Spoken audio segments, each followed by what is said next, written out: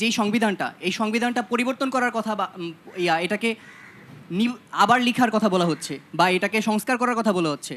আমি এখানে অনেককেই দেখলাম যে হয়তো কেউ অর্থনৈতিকভাবে বা রাজনৈতিকভাবে কিছু একটা বলতেছে, কিন্তু মেইন যে বিষয়টা, সেই রাষ্ট্রর যেই সংস্কার আছে, রাষ্ট্র সংস্কারের জন্য যেই সংবিধান আছে, সেই সংবিধানটা যে আমাদের পরিবর্তন করা দরকার, সেই পরিবর্তনের কথা কেউ বলছে না, কিন্তু এটাকেই বারবার লিখতে চাচ্ছে। কিন্তু আপনি কি বাতিল চান না নতুন করে লিখতে চান? আমার কথাটা শেষ করি।